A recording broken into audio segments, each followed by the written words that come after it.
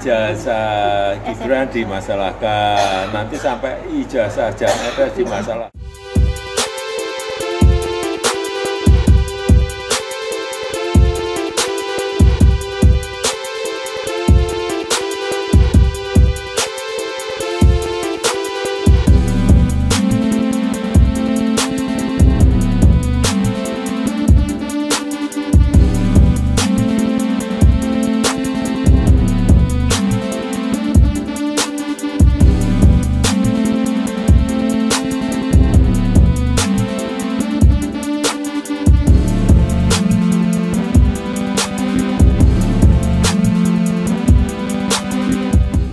Ijazah Jokowi dimasalahkan, ijazah Gibran dimasalahkan, nanti sampai ijazah Jan Etes dimasalahkan.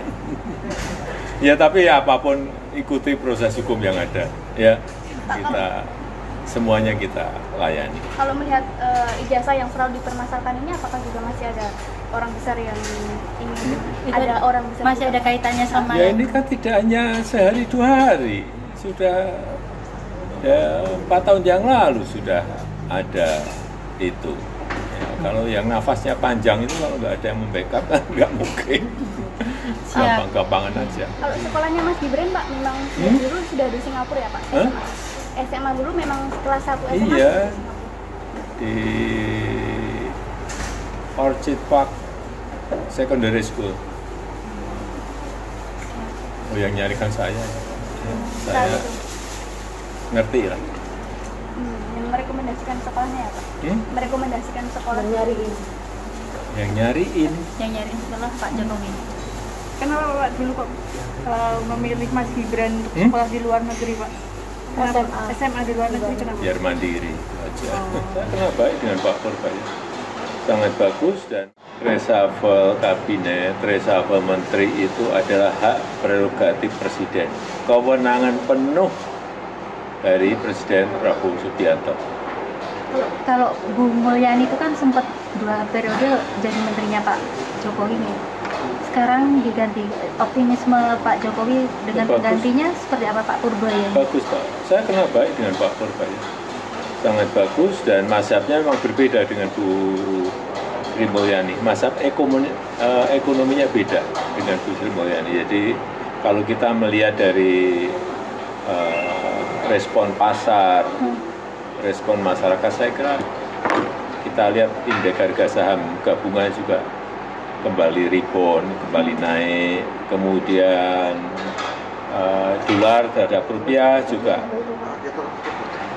melemah, rupiah menguat. Artinya pasar bisa menerima itu. Berarti nanti nggak berpengaruh ke iklim investasi di Indonesia Pak? Ya tentu saja. Kalau pasar menerima artinya investor, aliran uang akan kembali masuk ke negara kita.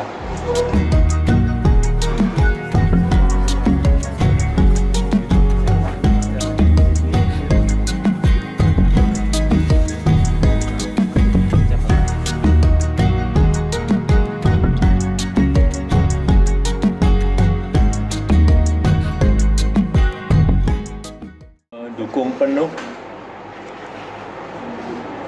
bebasnya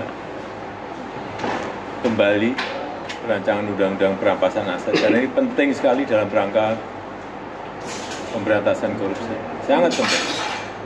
Dan itu sudah, seingat saya sudah 3 kali kami mendorong agar RUU perampasan aset ini pada saat itu segera dibahas di DPR, dan di tahun 2023 bulan Juni kita juga mengirimkan surat ke DPR untuk segera RUU perampasan aset itu dibahas di DPR. Tapi memang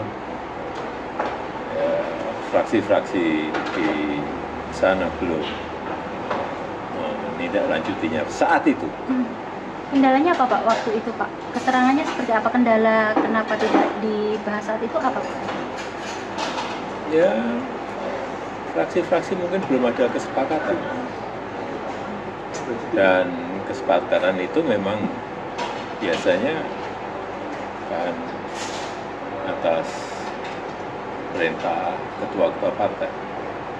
Berarti kalau untuk menanggapi yang kali ini berarti Pak Jokowi mengapresiasi sekali nih kalau untuk langkah sekarang. Iya, saya kira sangat bagus kalau RUU perampasan aset segera dibahas. Dan itu juga menjawab keinginan publik, keinginan luas publik untuk segera diselesaikan RUU perampasan aset. Urgensinya apa sih Pak untuk UU perampasan aset ini disahkan? Pemberantasan korupsi.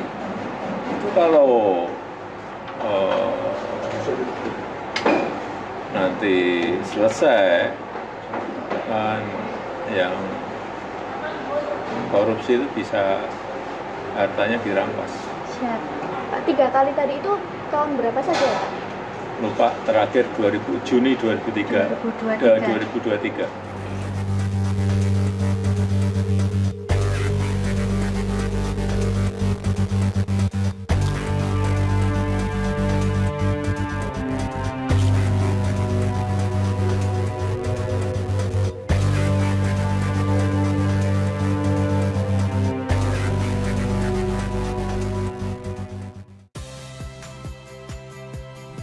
Saya Audrey Chandra, saksikan program-program Kompas TV melalui siaran digital, pay TV, dan media streaming lainnya.